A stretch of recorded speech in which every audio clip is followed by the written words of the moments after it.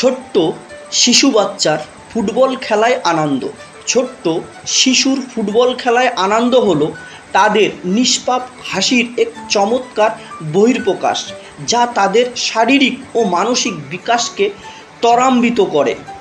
ছোট্ট বাচ্চাদের ফুটবল খেলায় আনন্দ। ফুটবল মাঠে ছোট শিশুদের ছোটাছুটি, বলের পিছনে দৌড়ানো এবং গোল করার পর তাদের বাঁধভাঙা উল্লাস এক অদ্ভুত আনন্দের সৃষ্টি করে। এই আনন্দের মধ্যে লুকিয়ে থাকে তাদের ভবিষ্যতের জন্য অনেক ইতিবাচক দিক। শারীরিক বিকাশ, দৌড়ি, কিক করা এবং লাফানোর মাধ্যমে শিশুদের পেশি ও হাড় মজবুত হয়।